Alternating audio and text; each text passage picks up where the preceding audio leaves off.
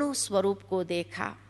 आप लोगों ने भी ये देखा होगा या समझा होगा गीता पढ़ते समय कि एक चेहरा उसमें एक ऐसा आता है कि जहाँ से आत्माएं जा रही है, उनके मुख में जाती है, और दूसरी ओर देवता बन करके एक एक देवता नीचे उतर रहे हैं, है ना। तो इस तरह से आपने एक चेहरा देखा होगा, एक चेहरा जहाँ से सारे आत्माएं खींचे जा रहे थे, और दूसरा एक चेहरा दूसरी ओर जहाँ से देवता बन करके नीचे उतर रहे थे। तो इस तरह जब स्वरूप देखता है तो अर्जुन कहता है, इस उग्र रूप को धारण करने वाले आप कौन हो? मैं जानना चाहता हूं कि आप आदि पुरुष कौन हो, क्योंकि जिस चेहरे से वो जा रहे थे, है ना। खास आप लोग ने अगर महाभारत की वो सीरियल देखी हो तो उसमें ये स्पष्ट दिखाया है कि एक ओर से जा रहे हैं और दूसरी ओर से देवता बनकर के निकल रहे हैं। तो अर्जुन कहता है कि आप कौन हो?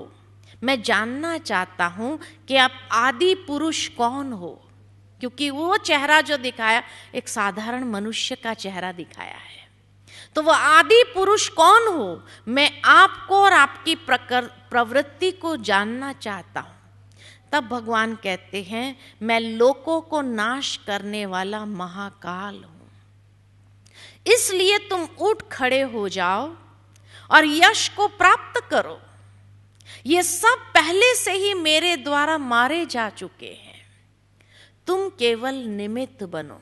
भावार्थ ये मारने के लिए नहीं कहा, क्योंकि ये महाकाल के द्वारा पहले से ही मारे जा चुके हैं। तो तुम्हारा जो मोह है उस मोह को तुम नष्ट कर दो, तुम निमित्त बन जाओ, अपने आप को निमित्त समझो। मैं इंस्ट्रूमेंट हूं, मैं इंस्ट्रूमेंट हूं, ये समझो। ये मेरे हैं, मेरे हैं, मेरे हैं, तेरा कोई नहीं है, तो पहले से ही मारे जा चुके हैं। कहा ना वो माँ बाप बच्चे को क्या कहते हैं, अरे मारो गोली, तुम उसके साथ क्यों खेलने जाते हो। तो भगवान भी उसको कहते हैं, ये तो सब मेरे द्वारा पहले ही मारे जा चुके, लेकिन जो तुम्हारा मोह है, आसक्ति है, उसको नष्ट करो और तुम निमित्त बन जाओ। अपने आप को इंस्ट्रूमेंट समझो, माध्यम समझो।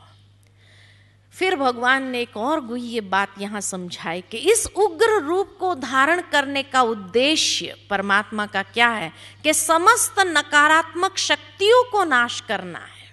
किसी व्यक्ति को नाश करने की बात नहीं है, नकारात्मक नेगेटिव एनर्जी को नष्ट करने की बात है। अधर्मियों की शक्ति और सामर्थ्य कितना भी अधिक क्यों न हो, लोक क्षयकारी महाकाल की शक्ति ने पहले से ही उनको मार दिया है। भगवान का लोक संहारकारी भाव उनके लोक कल्याणकारी भाव ही है। इसलिए भगवान इस बात को भी स्पष्ट कर देते हैं कि पुनर्निर्माण के इस कार्य को करने के लिए अकेला काल समर्थ है। इसलिए सर्वकालीन मनुष्य के प्रतिनिधि अर्जुन को यह उपदेश दिया जाता है कि वह निर्भय होकर अपने जीवन में कर्तव्य का पालन करे, मोह माया में उलझकर अपने जीवन को नष्ट न करे, लेकिन अपने कर्तव्य का पालन करे। पुनरुत्थान के साथ सहयोग करके अर्जुन निश्चित सफलता का ही केवल एक साथ दे रहा है। तो हमें क्या करना है? सफलता को साथ देना है, पुनर्निर्माण के कार्य के लिए साथ देना है, या विनाश का, महाकाल के द्वारा जो विनाश होना है उसका हिस्सा बनना है। इसीलिए कहावत है दुनिया में भी, either you are part of construction, either you are part of destruction. या तो आप समस्या स्वरूप हो या आप समाधान स्वरूप हो। क्या बनना चाहते हैं? किस तरफ जाना चाहते हैं? कंस्ट्रक्शन की ओर जाना चाहते हैं या डिस्ट्रक्शन की ओर जाना चाहते हैं? ये हमें डिसाइड करना है कि हमें किस ओर जाना है।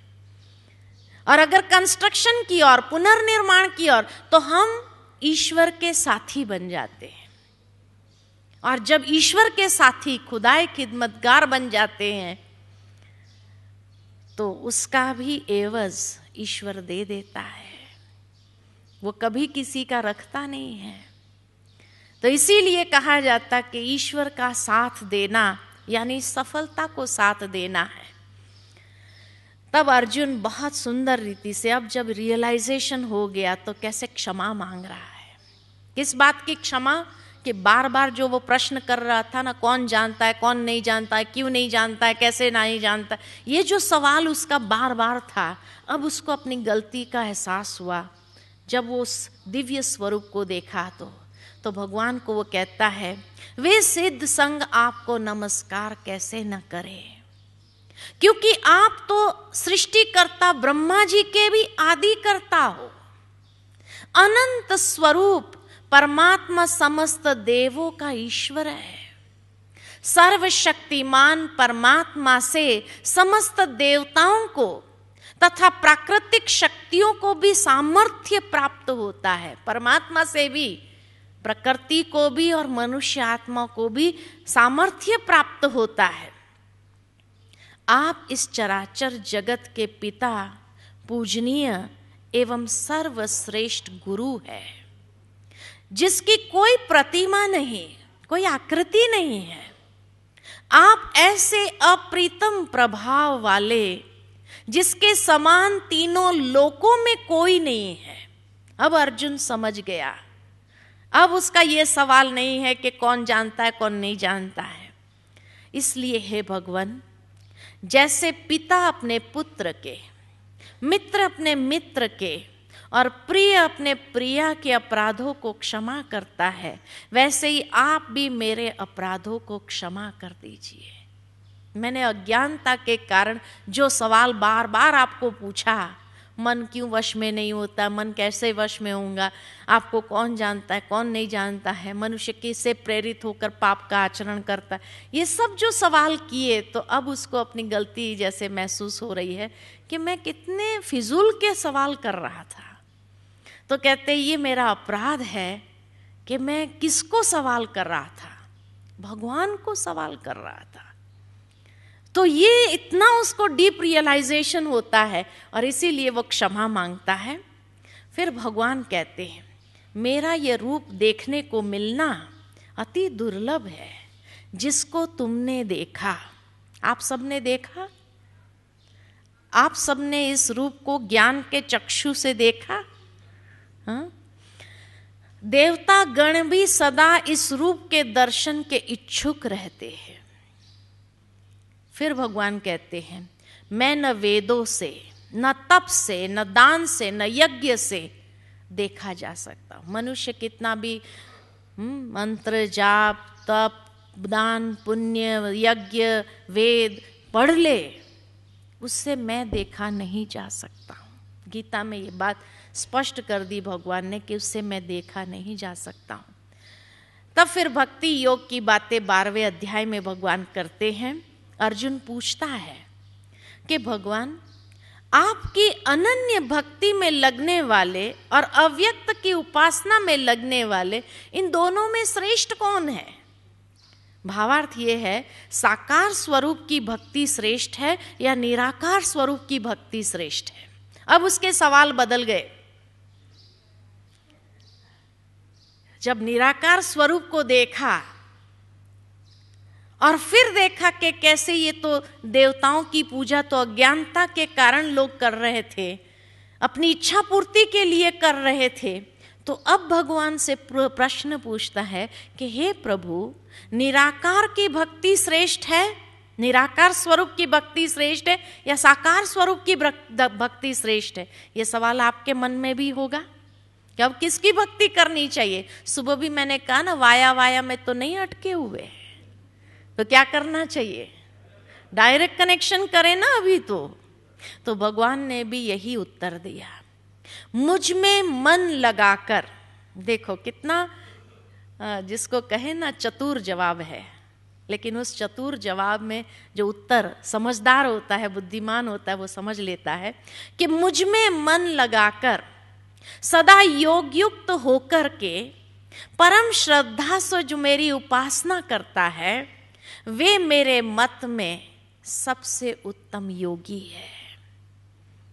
मेरी उपासना माना ये मेरा ध्यान करता है, वह मेरे मत में सबसे उत्तम है।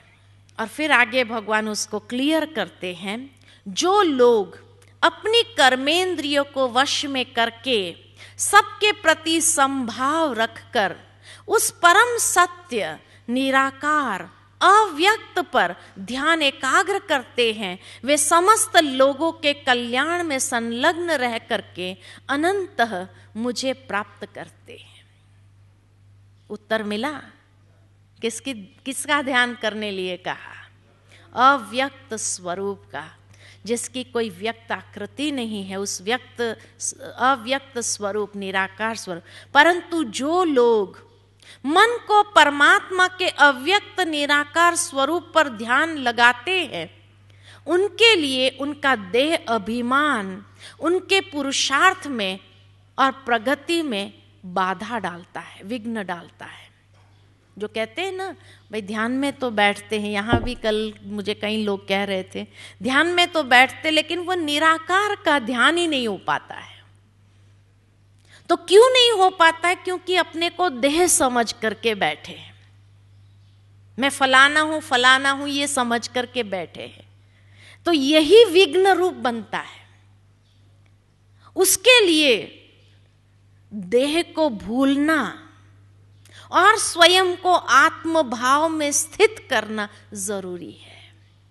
जैसे मैंने कल भी कहा था कि अगर एक व्यक्ति अपने आप को पिता समझता है तो कौन याद आता है? बच्चे याद आएंगे। पति समझता है तो पत्नी की याद आएगी। खुद को बच्चा समझता है तो उसके माता पिता याद आएंगे। अपने को वकील समझता है तो अपने क्लाइंट याद आएंगे। तो आत्मा समझेंगे तो कौन याद आएगा? परमात्मा याद आएगा। तो इसीलिए सबसे बड़ा विघ्न जो पड़ता है ये ध्यान में, वो है अपना देह अभिमान, जो प्रगति करने नहीं देता है। सिंपल उदाहरण अगर मैं आपको दूं कि अगर 2 वायर का कनेक्शन करना है तो दोनों का ऊपर का इंसुलेशन उतारना पड़ता है। अगर एक का इंसुलेशन ऊपर का उतारा, दूसरे का नहीं उतारा और वायर कनेक्ट करो, करंट पास होगी? नहीं होगी। दोनों का ऊपर का रबर उतारा, फिर वायर को जोड़ो तो करंट पास होगी। ठीक इसी तरह ईश्वर को कोई भी आवरण नहीं है, निराकार है, तो कोई भी आवरण, कोई भी इंसुलेशन है नहीं। उसका रबर तो उतरा हुआ है, लेकिन हमारा ये सबसे बड़ा रबर चढ़ा हुआ है, इसलिए मन लगता नहीं है। इसके कॉन्शियसनेस में जितना रहेंगे तो वही देह की दुनिया याद आएंगी, दैहिक बातें याद आएंगी, देह के रिश्तेदार याद आएंगे, पदार्थ याद आएंगे, भौतिक चीज वस्तुएं, क्योंकि अपने आप में ये रबर चढ़ा हुआ है तो वो कनेक्शन होता नहीं, करंट पास होती नहीं है। इसलिए भारत में एक बहुत सुंदर प्रथा है जो इस बात को दर्शाती है कि आप मंदिर जब जाते हो ना तो क्या करते हैं? मंदिर के बाहर चमड़े की चीज को उतारने के लिए कहा जाता है। चमड़े का पर्स आदि भी होता है तो भी कहते हैं बाहर रख दो, है ना। वो चमड़े वाली चीज को अंदर लेके नहीं जाने देते हैं। चमड़े की चीज को बाहर उतारो, जूते चप्पल सब बाहर उतारो, फिर अंदर जाकर तिलक लगाते हैं, फिर भगवान की मूर्ति के सामने जाकर हाथ जोड़कर नमन करते हैं। ये प्रथा चलती आई, लेकिन सोचा नहीं कि ये प्रथा क्यों है। चमड़े की चीज को तो उतार दिया, लेकिन ये चमड़ा, ये भी तो चमड़ा है ना। जिस चमड़े का मनुष्य अभिमान करता है, ये अभिमान का चमड़ा उतारने की बात है कि मंदिर के बाहर भगवान के सामने जब जाओ तो अभिमान के चमड़े को बाहर उतारो। हमने स्थूल में वो जूते चप्पल उतार दिए, लेकिन ये चमड़ा जिसका अभिमान करते हैं वो अभिमान का चमड़ा नहीं उतारा।